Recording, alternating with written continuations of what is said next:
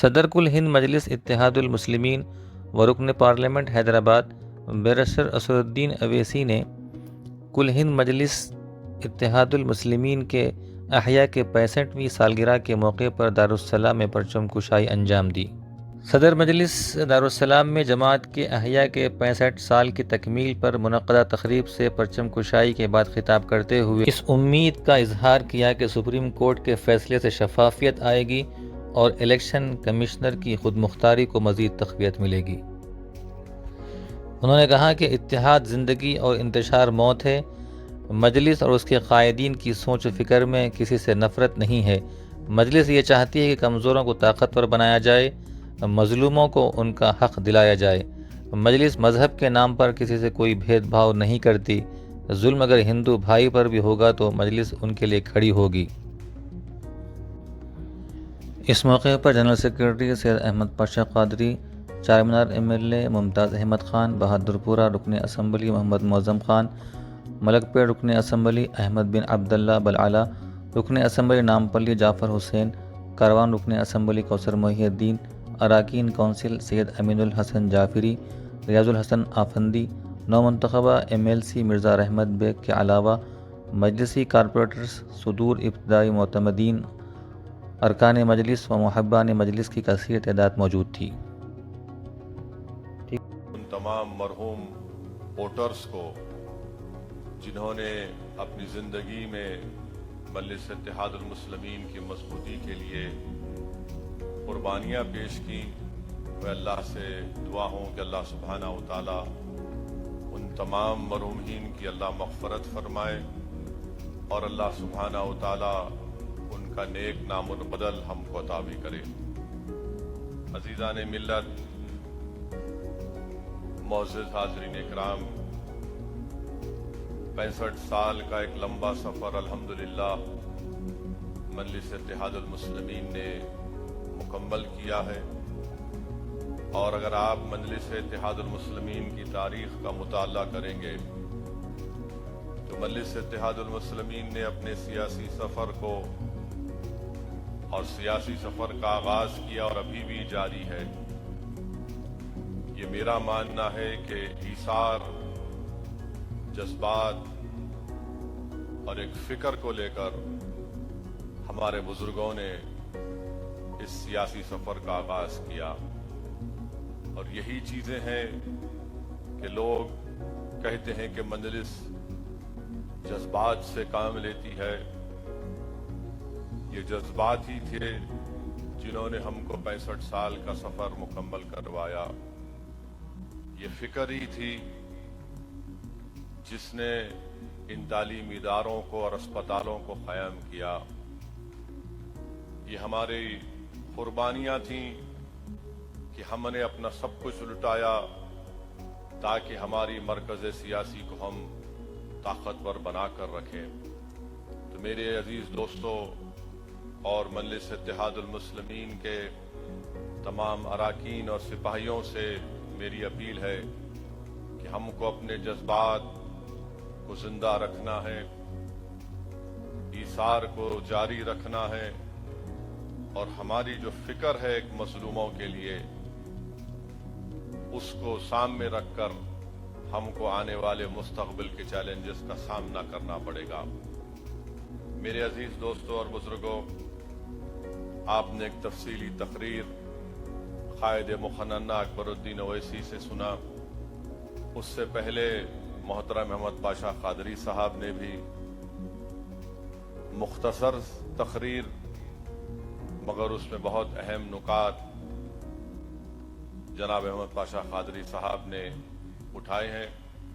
میری آپ تمام سے صرف یہی گزارش ہے کہ ہمارے لیے اب ایک چیلنج یہ ہے کہ ہم کیسے ہمارے ملک میں جس وطن عزیز کو ہم نے اپنے خون پسینے سے ہمارے بزرگوں نے انگریزوں کی 200 سال کی غلامی سے آزاد کروایا، جس وطن عزیز کو ہمارے بزرگوں نے ایک آئین دیا، سمویدھان دیا، اور ہمارے وطن عزیز کے آئین بنانے والے بزرگوں نے یہ خواب دیکھا تھا کہ ملک پارلیمانی جمہوریت پر چلے گا मगर इसमें शिराकतदारी की भी जमहूरियत होगी।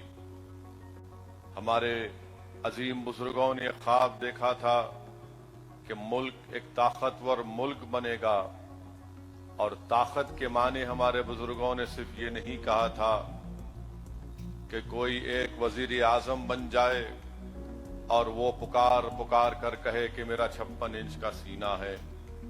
हमारे बुजुर्गों ने ख्वाब नहीं देखा था कि कोई एक शख्स ताकतवर वजीर आजम बन जाए और अपनी एक पार्टी की ताकत की बुनियाद पर आइन को कमजोर कर दे, जमहूरी इदारों की बुनियादों को हिलाकर रख दे। हमको इस बात को सामने रखकर काम करने की जरूरत है कि हम कैसे हमारे वतन अजीज की जमहूरियत को मजबूत बनाएं, और मजलिस इत्तेहादुल मुस्लिमीन की 65 साला सियासी सफर का सबसे बड़ा अगर आप निचोड़ देखेंगे वो ये है कि हमने भारत की जमहूरियत को मजबूत किया है। हमने लोगों के दिलों में जमहूरियत के जरिए अपने मसाइल के हल और अपने मसाइल का हल तलाश करने का तरीका सिखाया है। हमने अवाम के दिलों में इस बात का पैगाम पहुंचाया है कि तशद्दुद से जमहूरियत कमजोर होती है और इत्तेहाद से आपकी आवाज ऐवानों में पहुंचती है। ये 65 साल का सफर अगर रहा है तो इसमें हमने मुत्तहिदा तौर पर अपने मसाइल को हल किया, इत्तेहाद को मजबूत किया। तो मेरी आपसे गुजारिश है कि हमको अपने इत्तेहाद को और मजबूत करना है, और यकीनन इस साल तेलंगाना में असेंबली के इलेक्शन है और मजलिस इत्तेहादुल मुस्लिमीन उस असेंबली के इंतखाबात में हिस्सा लेगी। मजलिस इत्तेहादुल मुस्लिमीन अपनी ताकत को बरकरार रखेगी, अपनी ताकत में इजाफा करेगी, और इंशाअल्लाह ताला मजलिस इत्तेहादुल मुस्लिमीन और तेलंगाना की अवाम तेलंगाना में बीजेपी को शिकस्त देगी। और मुझे यकीन है कि जो नफरत का पैगाम लेकर बीजेपी आगे बढ़ रही है, तेलंगाना की अवाम उसको मुस्तरद करेगी।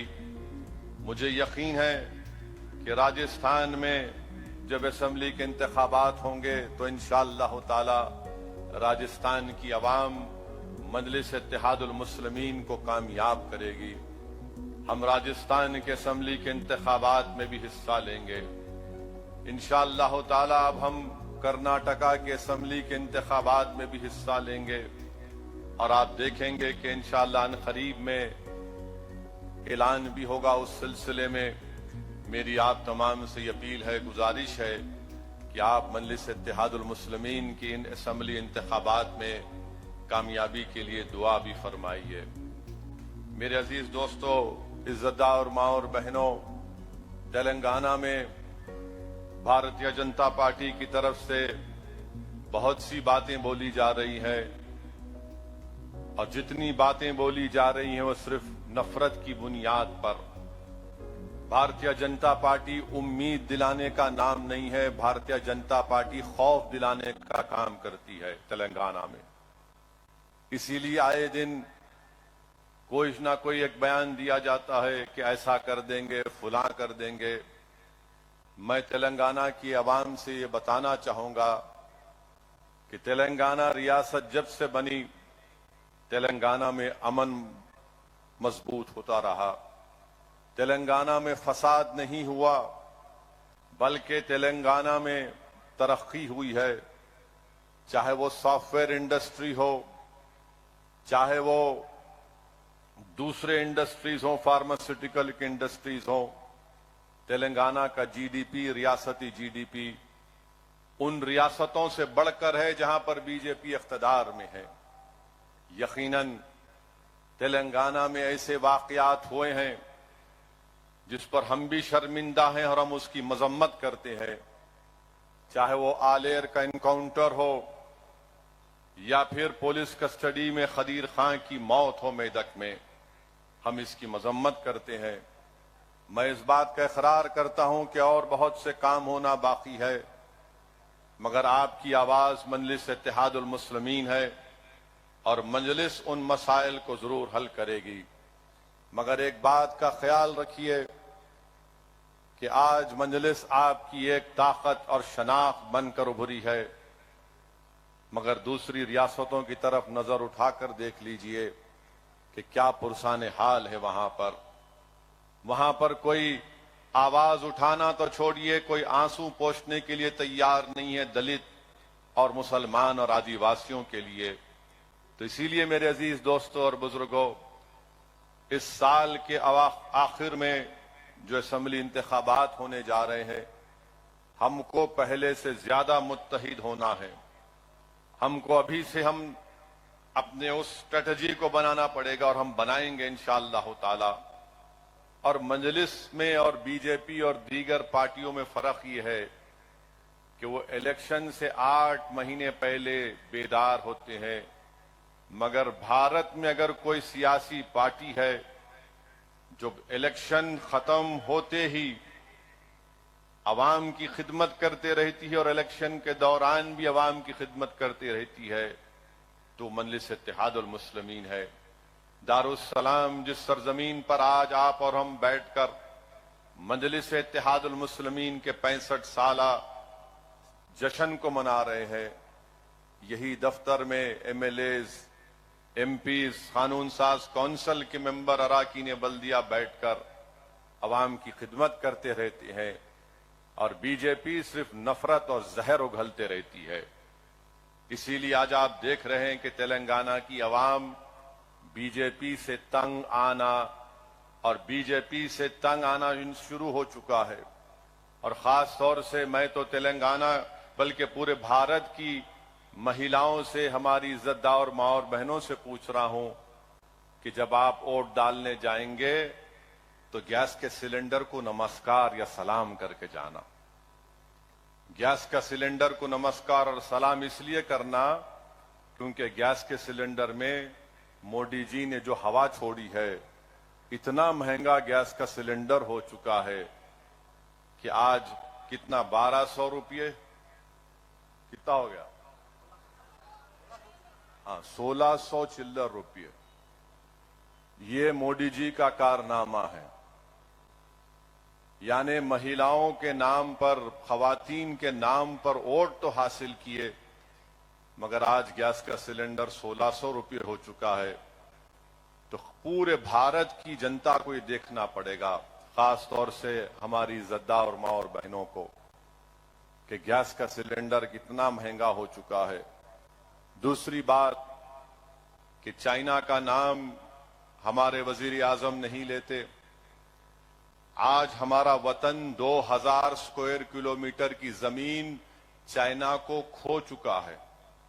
चाइना हमारी 2000 स्क्वायर फुट जमीन पर कब्जा करके बैठा है और हमारे मुल्क के वजीर खारिजा ये एक इंटरव्यू में कहते हैं कि भारत एक छोटी इकोनॉमी है, चाइना बड़ी इकोनॉमी है, मैं क्या करूं। हम छोटी इकोनॉमी है, चीन बड़ी इकोनॉमी है, कॉमन सेंस है, मैं क्या करूं। हम वजीर आजम से पूछना चाहते हैं, आरएसएस के लोग जो आजकल पैंट पहनकर लट फिरा रहे हैं, हम वो बीजेपी के अनभक्त जो सोशल मीडिया पर थकते नहीं, मोदी की तारीफ करते, झूठी तारीफ करते रहते हैं, क्या भारत छोटा है?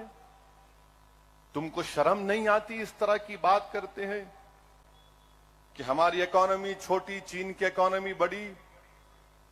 मुल्क इकोनॉमी से छोटा बड़ा नहीं होता मोदी जी, मुल्क बड़ा होता है बड़ा दिल रखने से, बड़ा जिगर रखने से।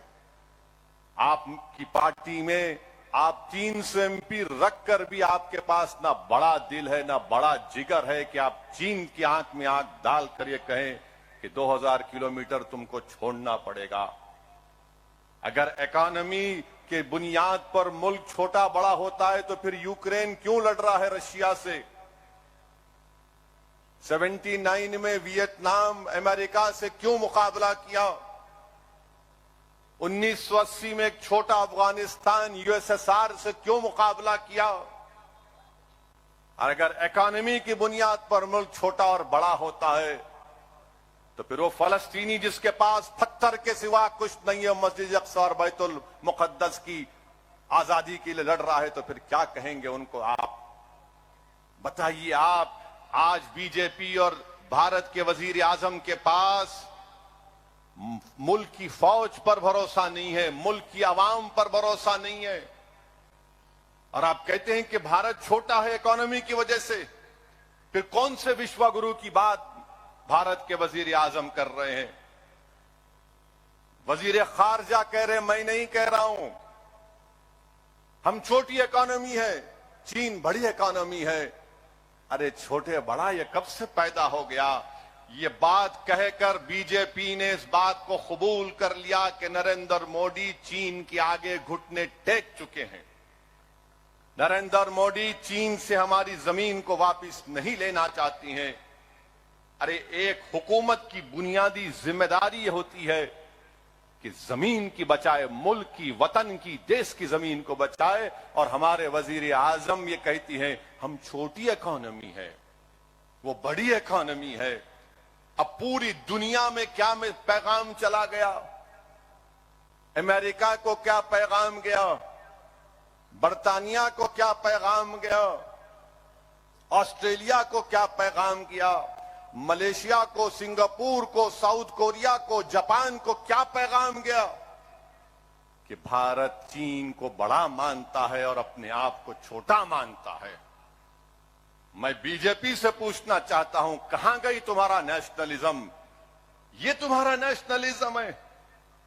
कॉमन सेंस ये नहीं है। कॉमन सेंस ये है कि हम मानते हैं कि चीन ताकतवर है, मगर हम अपनी जमीन को नहीं छोड़ सकते। कॉमन सेंस ये भी है मिस्टर मोदी कि भारत एक न्यूक्लियर पावर है। भारत एक न्यूक्लियर पावर है, ये क्यों नहीं बोलते आप? मगर अफसोस, सवाल अब तय करना पड़ेगा भारत की आवाम को कि वो क्या इसका फैसला करते हैं। और अल्हम्दुलिल्लाह मंजलिस जुनैद और नसीर की मौत हुई घाटमीका में, जो राजस्थान में है। इनको हरियाणा ले जाकर किडनैप करके इनको जिंदा जला दिया गया था। मुझे मौका मिला, ये मेरी बदकिस्मती रही कि मैं उस घर को गया, जिस घर में जुनैद के घर को गया। वहां पर जुनैद के 6 औलाद और जुनैद का बड़ा भाई जो नीम पागल है, उसकी 7 औलाद की जिम्मेदारी भी जुनैद पर थी। हम खाली वहां पर खड़े हुए थे एक जिंदा लाश की तरह, जब उसके घर वाले उन मासूम बच्चों को बता रहे थे कि ये जुनैद की औलाद है, ये जुनैद के बड़े भाई की औलाद है, और रो कर कह रहे थे बताओ ओवैसी, अब इन बच्चों का कौन ख्याल रखेगा? मेरे अजीज दोस्तों और बुजुर्गों, जुनैद और नसीर सिर्फ मुसलमान नहीं थे, बल्कि इस अजीम भारत के शहरी थे। राइट टू लाइफ भारत के संविधान में एक फंडामेंटल राइट है। कोई किसी को मार नहीं सकता, तो कोई किसी की जान कैसे ले सकता है? और सेकुलरिज्म की बात करने वाले कांग्रेस के लोग, हमने मुतालबा किया था कि वजीर आजम को, जुनैद और नसीर को जिस बर्बरियत से किडनैप करके जला दिया गया, ये सो कॉल्ड नाम निहाद गौ रक्षकों की वजह से जो एक टेररिस्ट बन चुके हैं। राजस्थान के चीफ मिनिस्टर नहीं गए, मगर आज मालूम हुआ कि शायद अशोक गहलोत जा सकते हैं, क्योंकि मजलिस कह रही थी।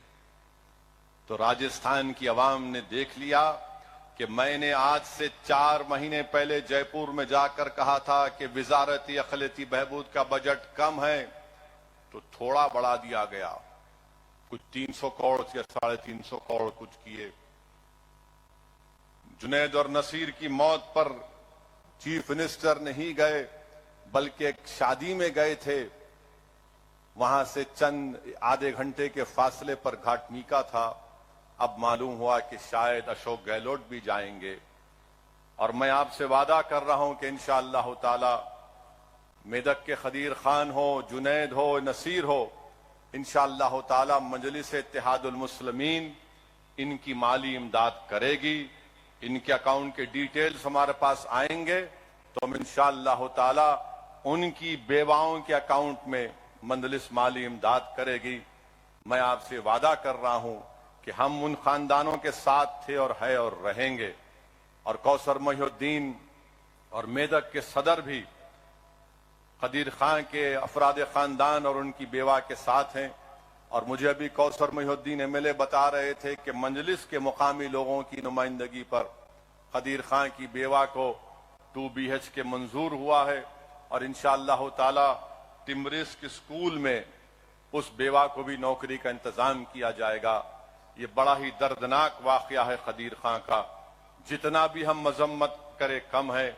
हम तो तेलंगाना की हुकूमत से मुतालबा करते हैं कि पुलिस वालों के ऊपर 302 का सेक्शन लगाकर उन पर केस चलना चाहिए। सस्पेंशन पनिशमेंट नहीं है, 302 का IPC का सेक्शन उन पर लगाया जाए। मगर आपको मालूम मेरे भाई, जुनैद और नसीर को जिन लोगों ने रुक जाइए जुनैद और नसीर को उनके अफराद खानदान ने जब पुलिस वालों के पास जाकर कंप्लेन दी तो घाट वहां पे पुलिस के लोगों ने कहा निकलो यहां से बाहर जाओ। कोई पुलिस वाले पे कुछ नहीं होता वहां राजस्थान में, ना हरियाणा, बल्कि हरियाणा की हुकूमत ने तो एक स्पेशल सेल बना दिया है। यानी एक सो कॉल्ड गौ रक्षक जो चाहे कर सकते, उनको लाइसेंस वेपन दे दिया गया। एक जुल्म हो रहा है और मुसलमानों को मारकर बीजेपी उनकी तड़प को दिखाकर, उनकी जलती हुई लाशों को दिखाकर, उनके मुंह से बहते हुआ खून जो वारिस का था और कासिम नामी बच्चे को गोली मारकर बीजेपी हरियाणा में अपनी सियासी ताकत को मजबूत बनाना चाहती है। मगर याद रखिए, आप जो सियासी ताकत मजबूत बना रहे हैं उससे देश कमजोर होगा, उससे रूल ऑफ लॉ कमजोर हो रहा है, गुंडागर्दी बढ़ रही है, जुल्म बढ़ रहा है। और हम पूछना चाहते हैं भारत के वजीर आजम से, ये पंजाब में जो एक साहब आए हैं दुबई से, उनका नाम अमृत है और बीजेपी बोलती है अमृत काल है। बीजेपी क्या बोलती है? अमृत काल है। ये अमृत काल में ये अमृत कौन है और ये अमित खामोश क्यों है? अगर वही बात अगर कोई मुसलमान बोल देता तो हमारे टीवी के एंकर तो 24 घंटे चलाते, वो ओवैसी ने आज ये कहा है, उसने देश के बारे में कह दिया है। मगर ये क्या है बताइए आप? इस पर कुछ नहीं कहते। और आज अल्हम्दुलिल्लाह सुप्रीम कोर्ट का एक ऑर्डर आया है कि आर्टिकल 324 के तहत, भारत की आईन और संविधान के तहत चीफ इलेक्शन कमिश्नर का जो अपॉइंटमेंट है इलेक्शन कमिश्नर का, सुप्रीम कोर्ट ने कह दिया कि वजीर आजम, लीडर ऑफ अपोजिशन और चीफ जस्टिस ऑफ इंडिया बैठकर तय करेंगे। मजलिस इसका वेलकम करती है डिसीजन का, बहुत अच्छा है। अब बैठकर आप इलेक्शन कमिश्नर और चीफ इलेक्शन कमिश्नर को बनाइए। जमहूरियत का एक ढांचा है, अगर इलेक्शन कमीशन में बहुत ताकत है, बहुत उनको इख्तियारात हैं, और सुप्रीम कोर्ट ने सही ऑब्जर्वेशन किया कि चाहे वो किसी की भी सरकार हो, इलेक्शन कमिश्नर के 6 साल की मियाद पूरी नहीं होती।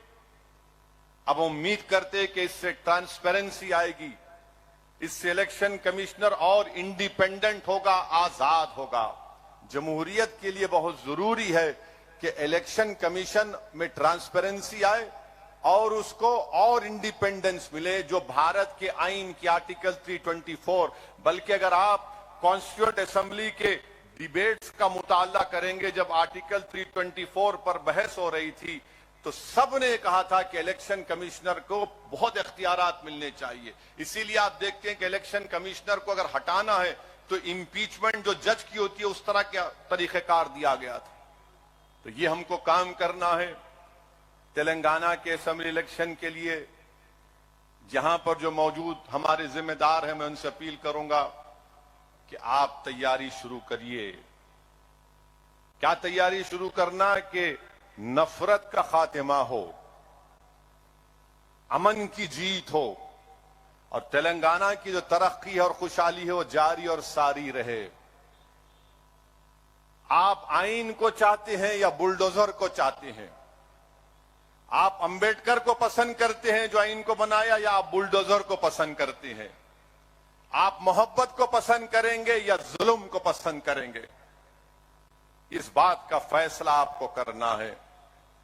اور ہم انشاءاللہ تعالی آئین کو بچائیں گے، امبیڈکر کو کامیاب کریں گے تاکہ بلڈوزر نہ کام ہو جائے. ہم امن کو کامیاب کریں گے تاکہ ظلم ختم ہو جائے. ہم طاقت حاصل کریں گے تاکہ مظلوموں کو ان کا اختیار مل سکے. یہ کام مجلس کرتی آئی اور کرتے رہیں گے. اس سرزمین سے ہمارے بزرگوں نے ہم کو یہی سکھایا تھا. ہم اپنے مرومین کو، اپنے ذمہ داروں کو مایوس نہیں کریں گے، اور انشاءاللہ تعالی حشر کے میدان میں ہم ان کو شرمندہ ہونے نہیں دیں گے. تو میرے عزیز دوستوں اور بزرگوں، ہم کو ان نکات پر کام کرتے ہم آئے ہیں، اور انشاءاللہ ہم کو اسی نکات پر کام کرنے کی ضرورت ہے. اور مجلس کی اہمیت اور اس کی امپورٹنس اگر آپ کو سمجھنا ہے تو آج کے اس مجمع میں ایک ہماری بہن ہے جس کا نام شیفالی ہے. آپ شاید نہیں جانتے شیفالی کو. جب مرحوم قائد سالار ملت زندہ تھے تو شیفالی دارالسلام کو آ کر 4 سال یا 5 سال صرف دارالسلام میں شیفالی بیٹھتی تھی. اور اس زمانے مرحوم قائد سالار اس چھوٹے کمرے میں ہم لوگ بیٹھتے تھے، اور شیفالی یہاں پر بیٹھ کر مجلس کے تمام اراکین سے بات کرتی تھی. مجلس کے جلسوں میں شیفالی آتی تھی، مجلس کی ایکٹیویٹیز کو دیکھتی تھی. اور شیفالی نے آرکائیو سے مجلس کے اس زمانے کے فخر ملت علیہ الرحمہ عبدالواحد اویسی کے زمانے کے پیپر کٹنگز کو نکالا، سالار ملت کی زندگی کے تقاریر اور ان کے بیانات کے اس زمانے کے پیپر کٹنگز کو نکالا. اور آپ کو جان کر حیرت ہوگی کہ شیفالی نے الحمدللہ اپنی پی ایچ ڈی کی تھیسس کو یونیورسٹی آف شکاگو میں سبمٹ کیا. اور یونیورسٹی آف شکاگو پوری دنیا کے 10 بڑی یونیورسٹی میں شمار ہوتا ہے. تو وہاں پر شیفالی کی اس تھیسس کو منظور بھی کیا گیا. اور اس تھیسس میں خاص بات یہ ہے، یہ میں نہیں شیفالی ہے، یہاں پر میں ملوں گا جلسے کے بعد جب میڈیا کو ملوں گا تو میڈیا کو ہی بتاؤں گا یہ شیفالی ہے. تو اس تھیسس میں شیفالی نے لکھا کہ سالار ملت کی جس دن شادی ہوئی تھی، اس شادی کی رات کسی نے سالار کو فون کر کے کہا کہ سالار چپل بازار میں فساد ہوا ہے. تو اس زمانے میں یہ نہیں تھا، یہ جھنجھنا نہیں تھا جو ہماری زندگی عذاب کر کے رکھ دیا. یعنی دوسری شادی کرنے کی ضرورت ہی نہیں ہے، آپ 2 فون رکھ لو، پورا آپ کا ماشاءاللہ چین سکون برباد ہو جاتا ہے. تو کسی نے وہ فون 235 کیا نمبر تھا اکبر؟ نہیں 2 تو بعد میں آیا، 35497 ملایا لگا کے انگلی سے، نہیں معلوم یہ بچوں کو. وہاں سے فون اٹھایا گیا گھر میں، سالار اٹھائے فون، گرجدار آواز، ہلو. آنے سننے والا تھر تھر کام جاتا تھا. بولے سالار ایسا ہوا. سالار نارٹن پہ بیٹھ کے نکل گئے. یہ نہیں دیکھا سالار نے کہ آج میری شادی کی رات ہے. میرے عزیز دوستو، انہی ہمارے بزرگوں کی قربانیوں کی وجہ سے ہم یہاں پر کھڑے ہیں. اگر آج اسد الدین اویسی کھڑا ہے، ممتاز خان بیٹھے ہیں، ایم ایل اے بن کر سب بیٹھے ہیں، تو ہم کوئی پبلک گارڈن سے چل کے یہاں نہیں آئے. پبلک گارڈن سے چل کے یہاں نہیں آئے. ہم باغ عامہ سے ان ہریالیوں پہ چل کے یہاں تک نہیں پہنچے. عبدالواحد اویسی کو 11 مہینے جیل کی صحبتیں برداشت کرنا پڑا. محمد غوث کو اپنی شہادت پیش کرنا پڑا. لوگ نہیں جانتے محمد غوث کو. اللہ اس کی خبر کو نور سے بھر دے. جس شخص نے مجلس کے لیے ایک ایک सांस ली थी मंजलिस के लिए, उस मोहम्मद गौस ने अपनी जान की कुर्बानी को पेश किया। आप नहीं जानते कि फसादात में क्या क्या मसाइब और मुश्किलात का सामना करना पड़ा। मंजलिस के कायदीन को शहर बदर होना पड़ा। मंजलिस के कायदीन को बोलते हैदराबाद से निकलो, इन हैदराबाद में नहीं रहना, दूर दूर जाकर मंजलिस के बड़े बड़े लोग रहते थे। बहरहाल मेरे अजीज दोस्तों, हिम्मत से काम करने की जरूरत है। हम अपने बुजुर्गों की मेहनत को रायगा जाने नहीं देंगे इंशाअल्लाह ताला। मंजलिस ने वो पैगाम दिया है कि भारत की जमहूरियत में आप रहकर अपनी सियासी ताकत को बना सकते हैं। मंजलिस ने यकीन पैदा किया है कि भारत की जमहूरियत में मजलूमों की क़यादत बन सकती है। मंजलिस ने ये पैगाम दिया है, इस बात को प्रूफ किया है कि अगर भारत की जमहूरियत में कमजोर तबकात की सियासी नुमाइंदगी होगी, एमएलएज होंगे, कॉरपोरेटर होंगे, एमपी होंगे, ग्राम पंचायत में नुमाइंदे होंगे, तो उनके मसाइल हल होंगे। जहां पर आपकी आवाज नहीं है वहां पर कोई आपको नहीं पूछता, वहां पर कोई नहीं पूछता। इसलिए कि भारत के किसी कोने में अगर किसी दलित मुसलमान पर जुल्म होता है तो सबसे पहले दारुस्सलाम को इत्तला दी जाती है कि असदुद्दीन ओवैसी को या मंजलिस के कायदीन को बोलो कि कम से कम इस पर तबसरा कर दो, कम से कम इस पर तबसरा करो, रिएक्शन दो। मेरे अजीज दोस्तों और बुजुर्गों, हमको मंजलिस को और मजबूत करना है और इंशाअल्लाह ताला हम मंजलिस को और मजबूत करेंगे। रियासत झारखंड हो या बिहार हो या कहीं पर भी हो जहां पर मंजलिस आज काम कर रही है, हम मंजलिस को कामयाब करेंगे। हमारी जिंदगी का मकसद मंजलिस को सियासी ताकत बख्शना है। मैं अपने रुफ़क़ाओं से अपील कर रहा हूं कि तुम और हम जब खबरों में जाकर आराम से सो जाएंगे तो ये तिश्नगी लेकर हम अपनी खबरों में जाकर नहीं सोएंगे कि काश मैं कुछ वहां पर जाकर कुछ कर देता, अपनी जमात का परचम लगा देता, अपनी जमात के लिए लोगों को तरगीब देता कि वोट दो मंजलिस को। ये तिश्नगी हम पर लेकर अपनी खबरों में जाकर नहीं सोएंगे। अल्लाह सुब्हाना व तआला जब तक हमको और आपको जिंदा रखेगा, अल्लाह हमको हमारे जज्बे को जिंदा रखे, अल्लाह हमारी इस फिक्र को जिंदा रखे, अल्लाह हमारे बुजुर्गों की ईसार को जिंदा रखे और हमको अल्लाह तौफीक दे कि हम अपने बुजुर्गों के ईसार के रास्ते पर चले। हम अपनी जिंदगियों में कुर्बानियां हमारे बुजुर्गों ने दी, हम भी देंगे। और मंजलिस के मुखालिफिन को मैं कहूंगा कि तुम जितना बोलना चाहे बोलो, तुम्हारा जितना लिखना चाहे लिखो, तुम जितना इल्जामात लगाना चाहे लगाओ, अब कुछ फर्क नहीं पड़ता। क्योंकि 65 साल से तुम्हारे झूठी बातों का असर नहीं पहुंचा तो अब क्या पहुंचेगा प्यारे। पुकारो जितना पुकारना है। हमको मालूम कि अबू जहल नाकाम होने आया है, अबू जहल नाकाम ही होगा। यजीद के पास ताकत थी मगर पलीद था, बदनाम हुआ और सुबह क़यामत तक यजीद पलीद कहा जाएगा। फिरौन के पास ताकत थी, नमरूद के पास ताकत थी, मगर अल्लाह ने मूसा को कामयाब किया, अल्लाह ने हजरत इब्राहिम अलैहिस्सलाम को कामयाब किया। मेरे अजीज दोस्तों और बुजुर्गों, इख्तिदार को देखकर लोग ताकत की पूजा करते हैं। हम इख्तिदार या ताकत की पूजा नहीं करते।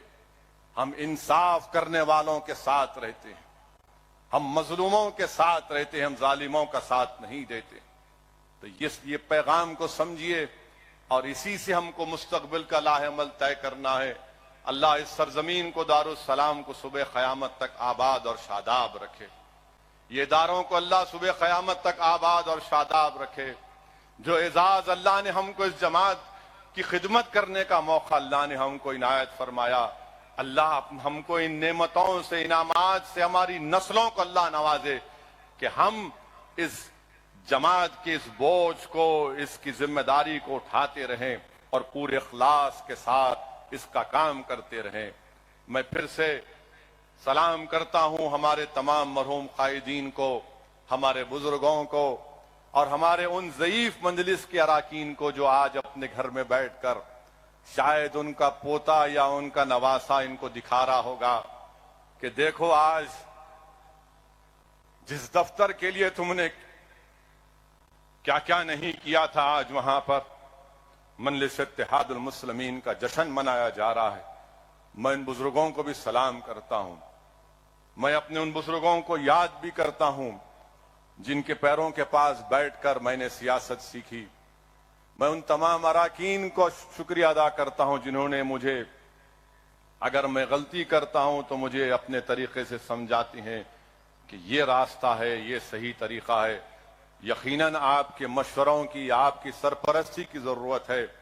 ये आसान काम नहीं है मेरे अजीज दोस्तों और बुजुर्गों।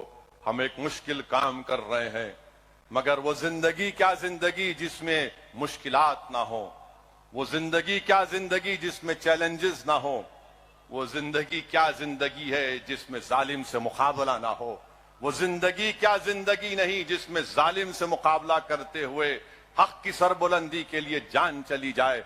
वही जिंदगी कामयाब होती है। अरे बुज़दिलों की तरह, गीदड़ों की तरह जालिमों के आगे घुटने टेक देना ये जिंदगी नहीं है, ये गुलामी है। गुलामी करना है तो जमीन और आसमान के खालिक की बनाई हुई जमीन, उस खालिक की गुलामी करना है। हमको अपने हक के लिए लड़ना है और हम इंशाअल्लाह ताला अपने हक के लिए लड़ेंगे। आप तमाम का बेहद शुक्रिया, आप आए, मगर मेरी इस बात को सुनिए, समझिए। अब तेलंगाना के जो जिम्मेदारान हैं, तेलंगाना के इलेक्शन के लिए तैयारी करिए। ये समझिए कि असेंबली इलेक्शन का बिगल बज चुका है। अब ये सोचकर हमको अपने इलाकों में, अराकी असेंबली के हलकों में, गांव में जाना है और इस पैगाम को पहुंचाना है। वाखिर दावान अल्हम्दुलिल्लाहि रब्बिल आलमीन।